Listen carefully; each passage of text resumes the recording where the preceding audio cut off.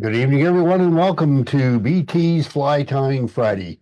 Tonight, the 28th of February, John Kreft is going to wow us with some green drakes, and we're going to be needing those really soon because spring is just around the corner. In the weekly tip, well, we're going to talk about spinning or flaring.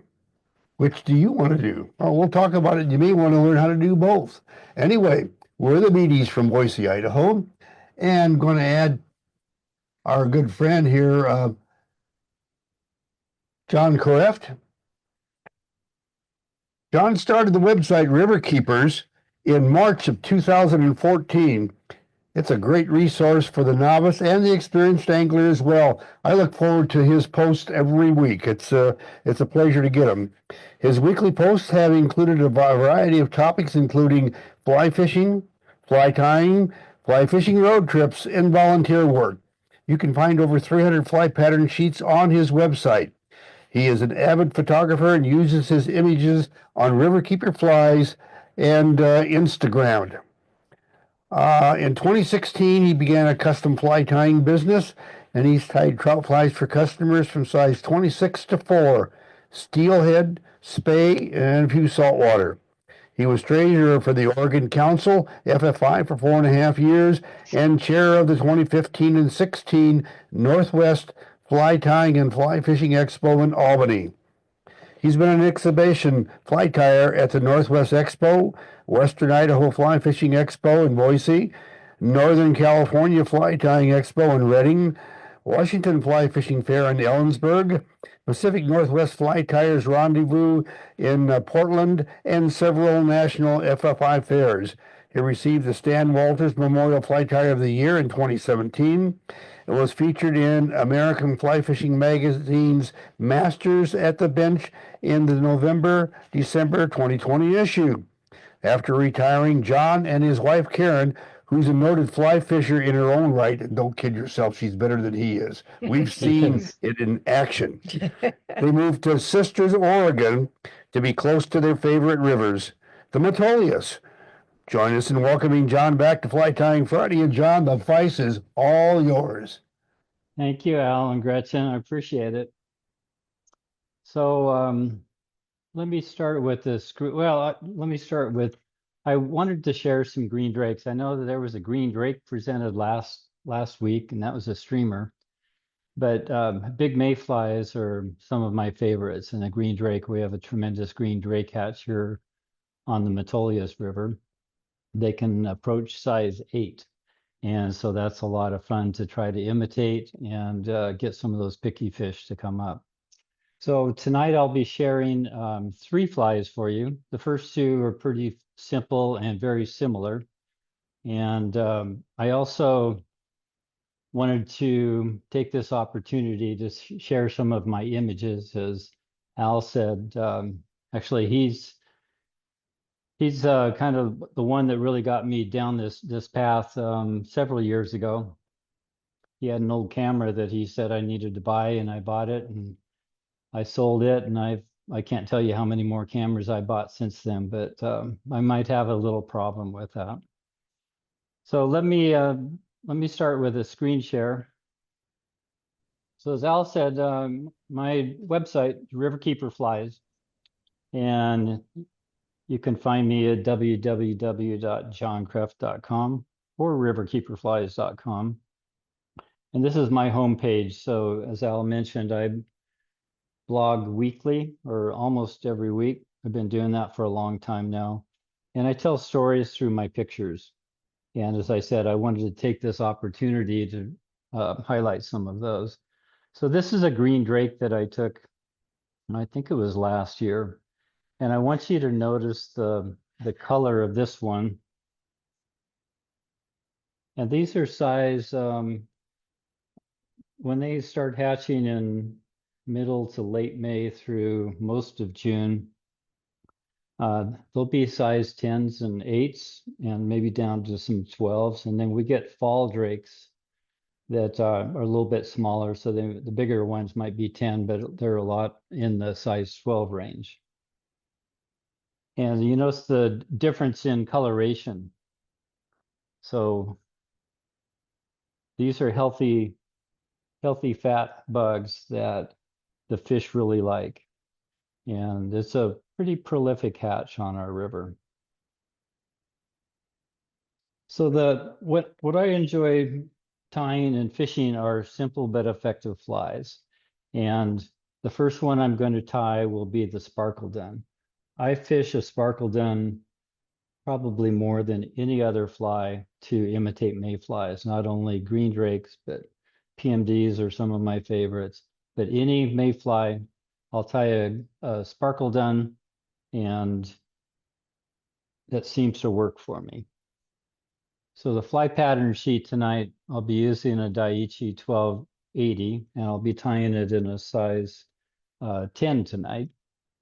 And for the thread, I like the olive Danville. The wing will be deer hair, the tail Zelon, and the rib is DMC embroidery floss, and it's coffee brown.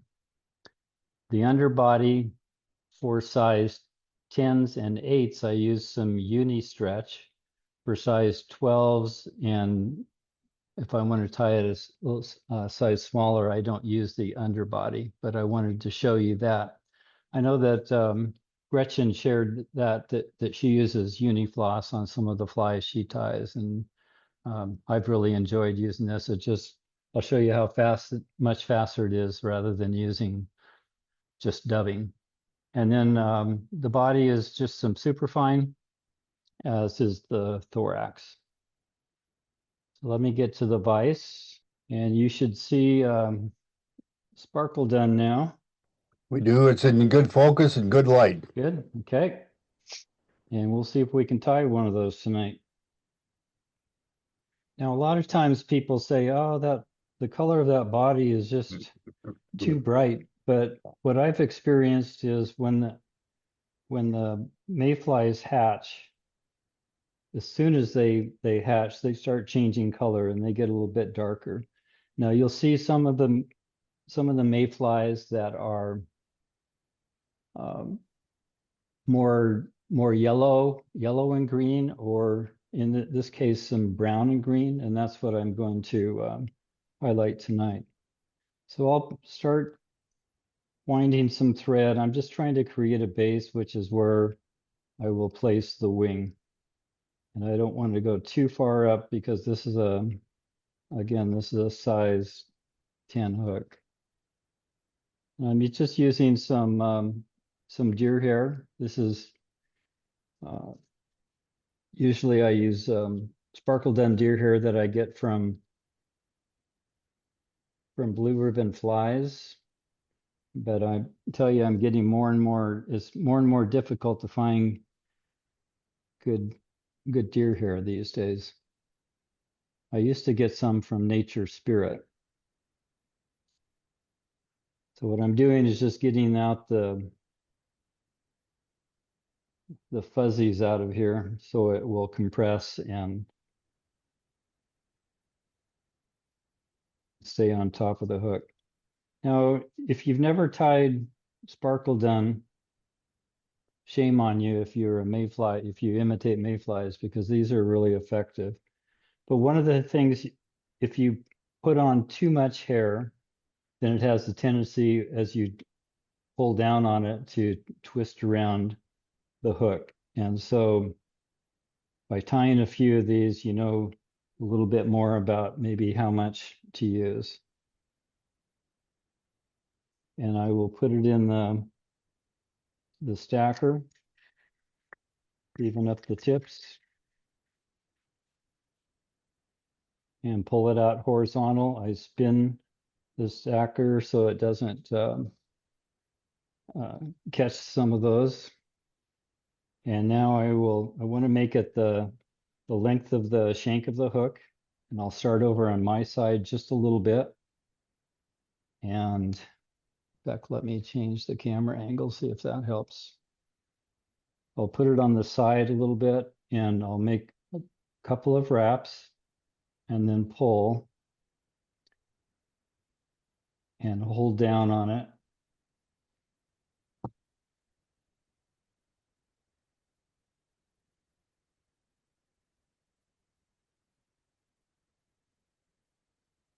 and I use probably 12 wraps. And the reason I continue to hold on to it is because then I can come in with my scissors and trim that. And let's see if most of those, yep. So this is on top of the hook. And if you have any little stray fibers, just cut those out and don't worry about them. Now I'll move that forward and catch the butt ends, and that should keep that down, keep that wing in place so it's not going to rotate at all. Now you notice that it's sticking forward, and I'm going to make some wraps that will bring those up. But the first thing I want to do is to tie in my tail. I tie in the tail before I post that wing so it stays out of the way. I'll just make a loose wrap and pull down so I don't have to come in and trim. And I will hold the Z-Lon upright so it stays up on top of the hook, and then come back to the wing. And now we'll post this. When I first started tying these many years ago, I would come in and put a thread dam. And you can make a thread dam and it will look like this the first day. And then as you put it into your vise, or excuse me, into your fly box, I opened it up and all of my flies looked like that. So I don't know if you have problems with that, but Craig Matthews, who invented this, comes up with this technique where you just put in some thread wraps and pull down tight. Do that 3 or 4 times, and that will help stand those up. And then you can put a few wraps. I will highlight some additional techniques I use to help that as I get closer to the finishing our fly. I'll trim this now. It's about not quite the length of the shank of the hook. And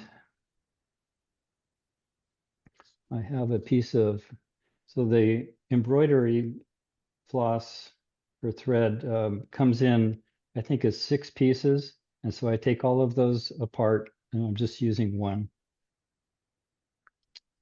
I fold it over the thread and I can position it where I want.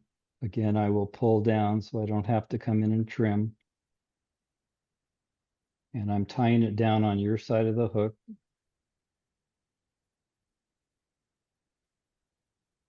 Out of the way. And now I will just make a half hitch and get rid of my thread. This is where I start using my uni stretch. So it happens to be olive. It's the same color roughly as the dubbing that I plan to use. And what I found is that I use a lot of superfine dubbing, and it takes forever to get enough dubbing for a size 10 or 8 hook. So this is just a time saving. And you notice I'm not taking touching turn, but I'm just building up a robust body.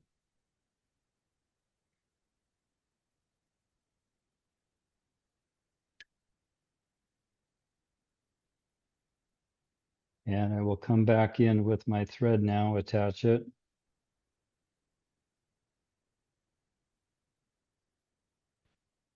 Make sure that I've caught this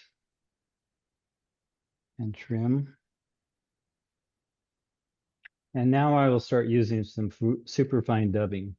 I want to highlight though the colors of superfine these days. So this one is They're both color called caddis green. This is Wapsi color. And this is what Hairline has now. Superfine dubbing caddis green. And they're different colors, which kind of drives me crazy. But I like the Wapsi color, a little bit darker. And it's a misnomer that we're tying mayflies, but we're using a caddis green coloration. So now I will just go through and just put a bunch of dubbing on and start at the back. And now I can just pretty much do touching turns and not have to worry about adding a whole bunch of dubbing and making sure I don't bind any of that deer hair down. And as I said, I love to fish simple but effective flies. When I tie these, and I tie a lot of these, I have to wonder why I have so many feathers, so many capes and saddles around, because I just fish this so much. So the key thing I want to point out here is as I move forward, there's space, just a tiny bit of space between the dubbed body and the wing. And I'm going to leave that empty for a minute and I will come back and fill in. But what I'm going to try to do is as I dub, like my scissors are the deer hair, and the techniques I'm going to use, I hope to get the deer hair to come tighter together like this. And so it helps stand the wing up a lot. So it will stay upright.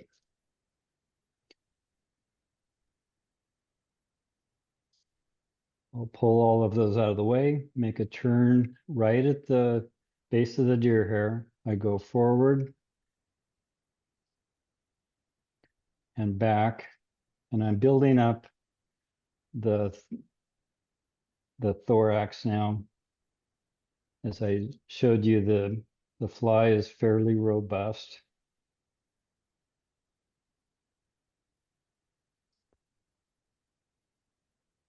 And you can see I'm putting it, forcing the wing upright. Maybe one more section of dubbing.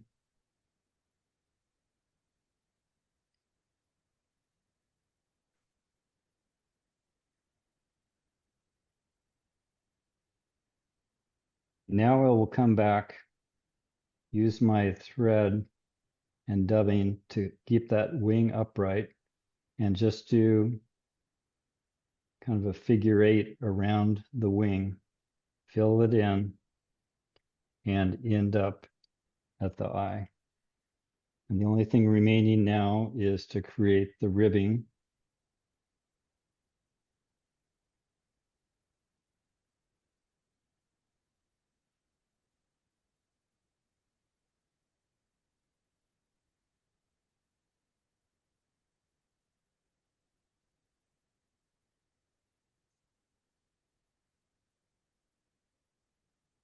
And if you're lucky and get a bunch of fish on this fly, they might pull the rib off. But that's okay. You can just go back and add it in. I will take my fingernail and hold it. And this is another piece, technique I use to try to keep that wing upright. And then come right in front of the wing. And then I just add several fairly close wraps to get a little bit different coloration. The head's a little bit darker on this insect. We'll tie it off. And that'll be our fly. I'd be happy to answer any questions if you have any on a sparkle done. Well, unmute yourselves if you do, but John, that is a good looking fly. And I want you all to know that Gretchen and I fished with John and his lovely wife, Karen, and it works. Enough said. Thank you. So I have a question about the material for the tail. Yeah. Can you comment on if it's really important to use Xenon versus Antron? Because it's chemically the same thing, right? Can't answer that because I don't use Antron. Okay, fair enough. But what I will show you is here's a substitute Fly Tires Dungeon. It's called Shuck Yarn. Yeah. It's very, very similar to that. And I'm glad you asked the question because here's a piece, but just something, all I'm trying to do is create a little bit of the shuck. And Okay. you could use Antron for it, I think. As I said, I've got a bunch of Xelon, so I don't use that, but any types of normal shuck material you could certainly use for that. Okay, thanks. You bet. John, Bill wants to know where you get the DMC floss. At the from your wife probably, because you go to the sewing store and pick them up. Yeah, that's what I think I got it at Joann's, or although Joann's just went out of business, it looks, but I'm Hobby Lobby probably has that, but that's where you can pick some of that up. This happens to be a brown drake, so you're just using different colorations. And I've used this so over in Idaho on some of the rivers there, but that's is again, you can tie it in any color combination just to try to imitate the natural insect. So this is a soft tackle cripple that I said I invented it, but then like everything else in fly fishing, somebody else has done it, but I came upon it without. Karen and I were out on the river, and she noticed some things, and she's the one that really gets me to be creative. But the image on the right is a dun that the wings are caught in the water's surface. And this happens a lot. And so what I'm trying to do with this fly is emulate with the wing on the imitation that I'm going to tie. I'm trying to imitate that sort of silhouette for the fish. And again, I will tie this in a variety of sizes and colors for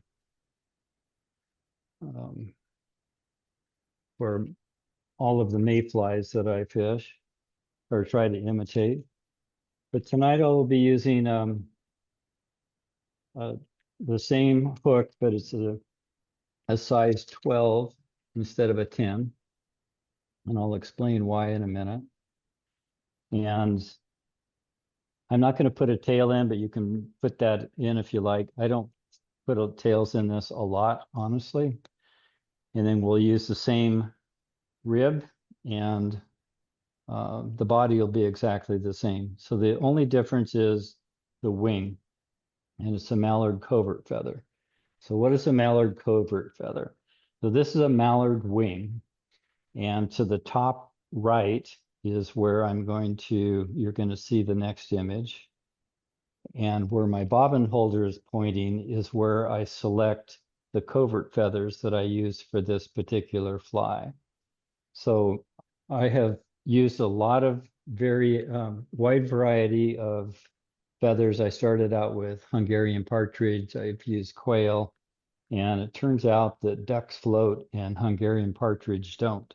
So that's why I'm using the mallard, and it's mainly because of the coloration as well. So this is what it will look like when we're finished. But you notice the body is exactly the same, and I just have a little bit different wing.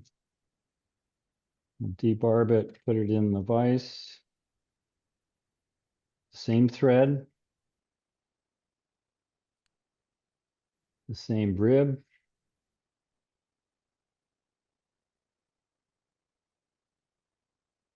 I'm going to go down farther, but will also use some dubbing, so I will have a little bit of extra thread here that I'll continue down. And I just want to create a taper. I'm headed down to the barb of the hook and go back and forth a couple of times to create the taper.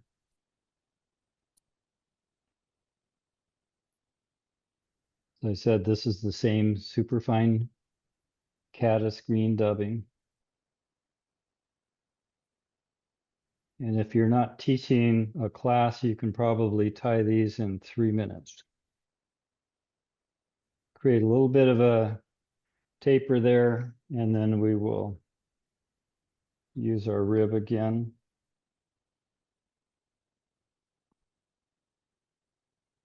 Evelyn, I don't know if you're drawing pictures tonight, but this one's going to go quick. I'm using, I add a little bit of Zelon here for the underwing. And that's just to, that wasn't even, so that's why I pulled it off. It just adds a little bit of sparkle to the fly. And I don't pull it tight. I use it about half the length of the hook. And then this is one of your covert feathers. So the reason I don't tie a lot of size 10s and 8s with this fly is because it's very difficult to find those feathers on the mallard. So there's only just a handful of size 8s. The rachis starts to get way too thick in order to wrap it. So I start with this feather, and then I pull off all of the fluffies, and I just look and see how much do I think I'm going to use for the wing. So I'm going to tie in the tip here, but I always cut this off and then tie it in.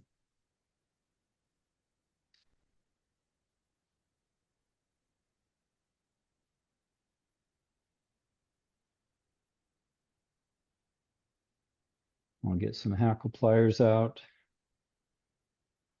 I don't know why I do this, but I always go forward just to kind of crease the rachis, and then I'll take my thumb and forefinger with just a little bit of moisture and squeeze.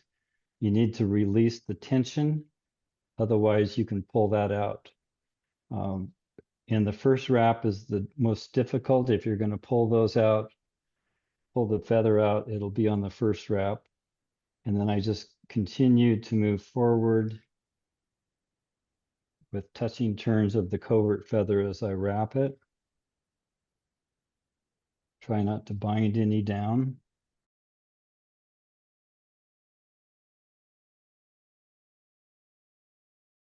The rachis with a half a turn there, keep it tight. And then move forward.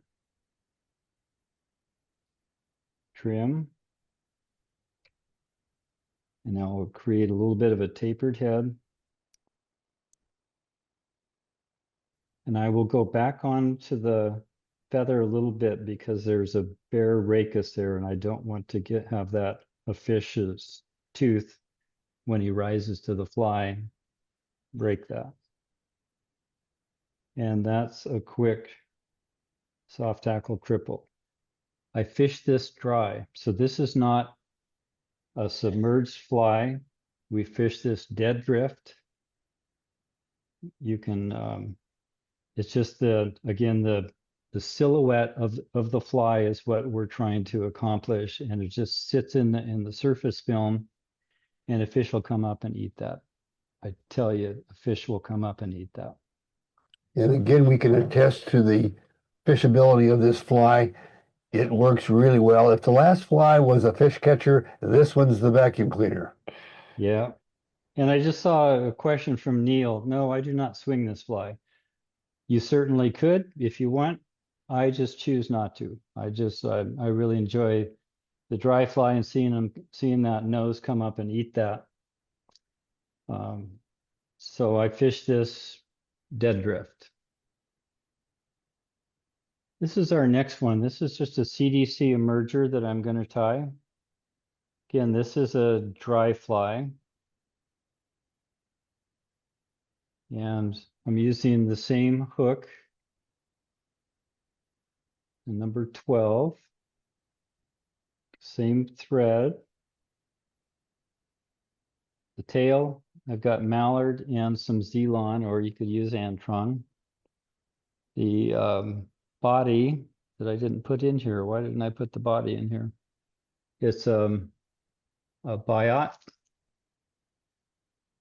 And the wing are 2 CDC feathers. I'll be using some superfine gray olive for the dubbing and partridge for the throat. Okay, that's good. That's Okay. fairly good focus there, John. And as you move into this one, Jim Ferguson had a question on the last one. He wanted to know if they could use a goose covert instead of a duck covert You for a bet. larger fly. You bet. It's a great idea. So for the tail, I will take a section of some wood duck. Pulled some off and just kind of doubled it over. I don't need it super long.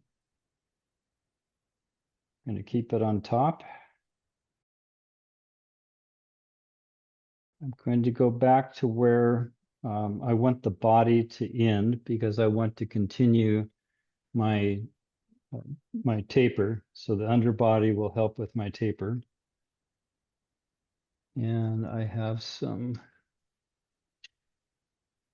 more Zelon.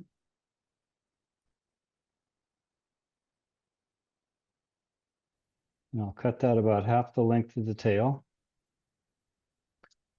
And then for the body, I have some turkey biot, blue wing olive color. And if you don't know what biots are, they're the leading edge of a wing. So I'll pull one of these biots out.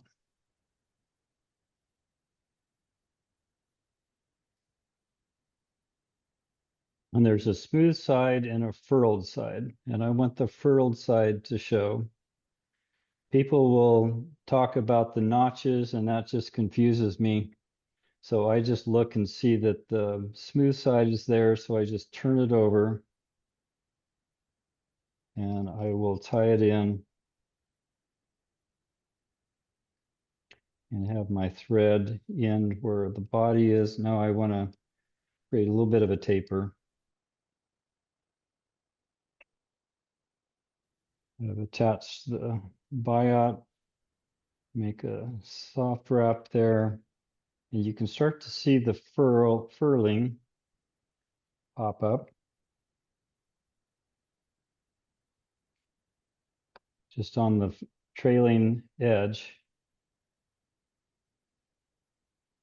And that kind of imitates maybe part of the gills of the nymph. I'll catch it. And as you're getting that tied up, John wants to know if that is a turkey or goose biot. That's a turkey biot. And then I've got a couple of CDC feathers selected, medium done.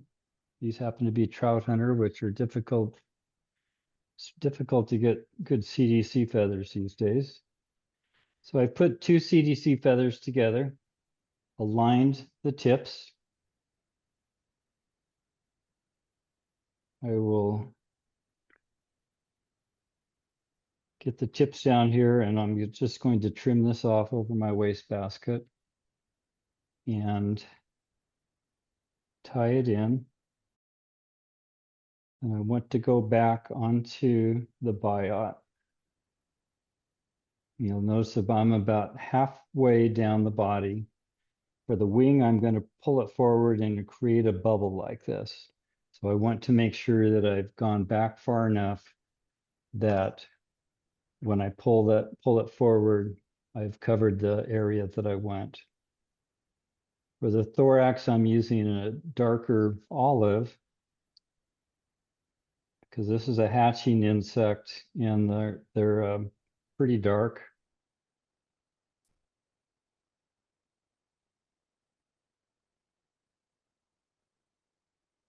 Trim off any excess, and then I'll pull this forward and push it back. Use my forefinger to hold on to the, give me some leverage right at the hook eye.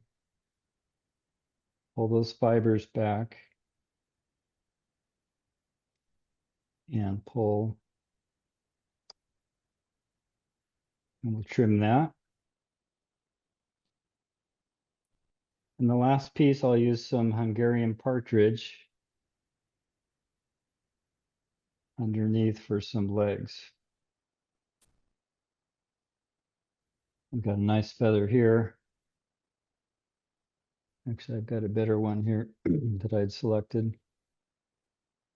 I'll pull off the fluff and I'm going to trim out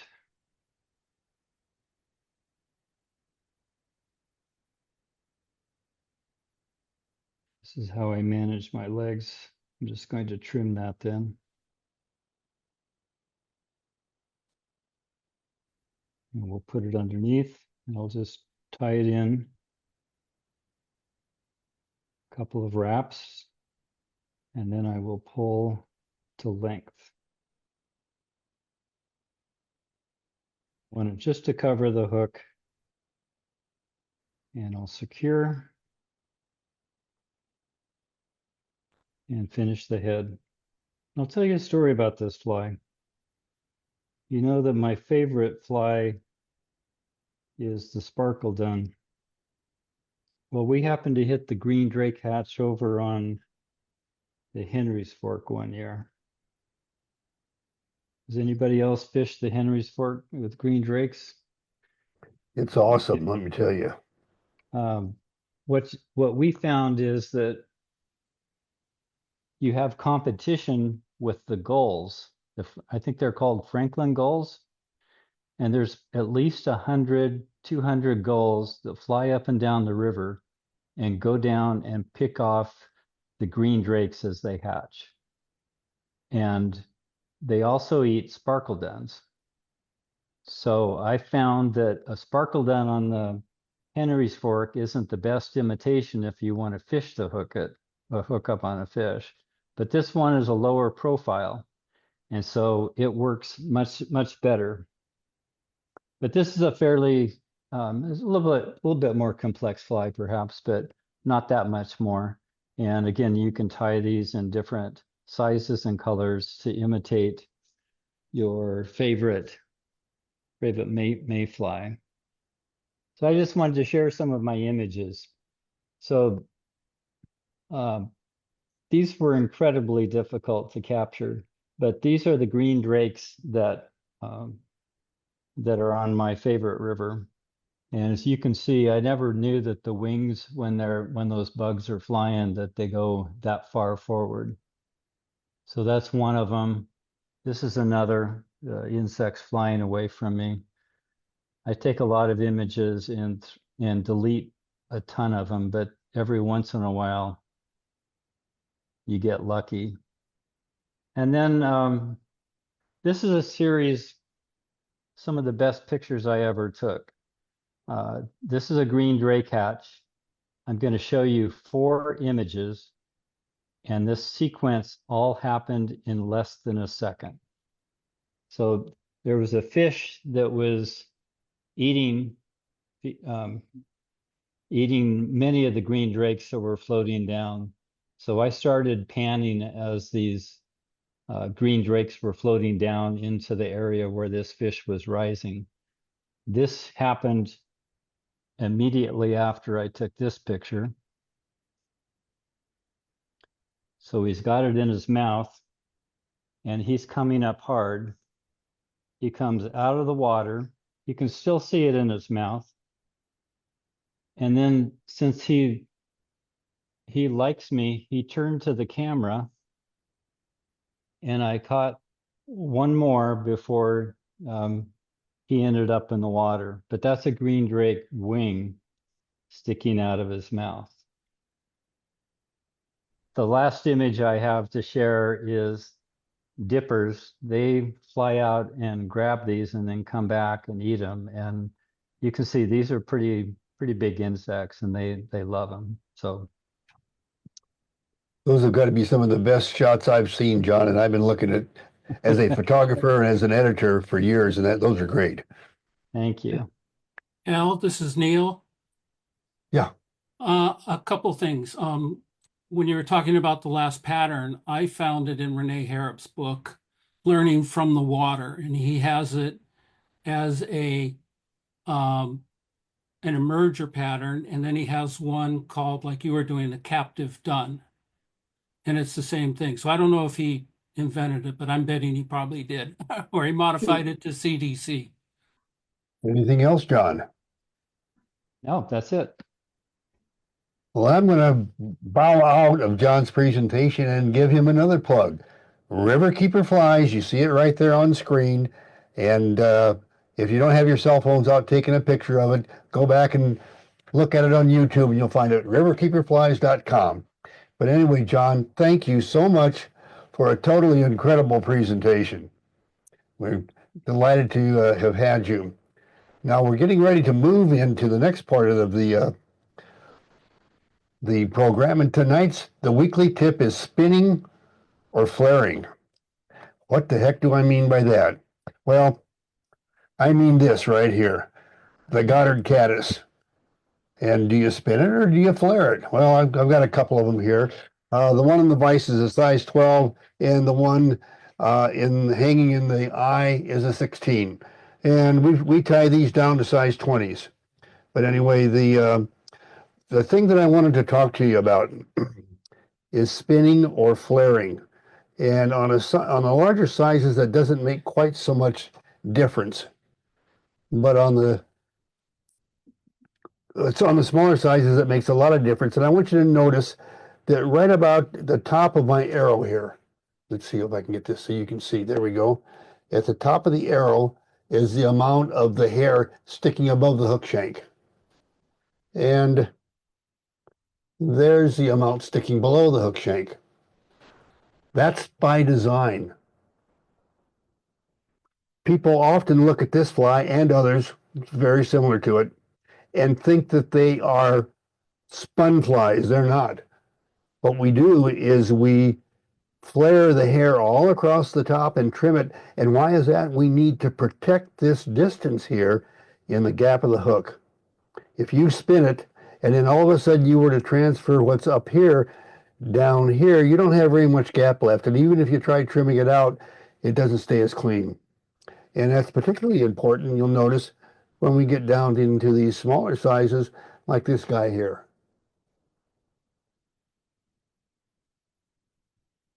And it's even more so when you get down to a size 20, you can't even think about spinning it. In fact, a size 20, you can usually tie it with one bundle of hair flared on top, and that's it, with some creative trimming. But anyway, I'll set all that aside. I'll give you one last tip. This is a tip from guides. I worked with probably 35, 40 guides in the time we were there in Montana. And this fly was always sold in the fly shops, and they'd come out and they're gorgeous. And I love those quill antenna. And darn, it's a buggy looking fly. The first thing every guide I ever knew that worked with is those got cut off, because they're the worst darn things there is for tangling around your leader.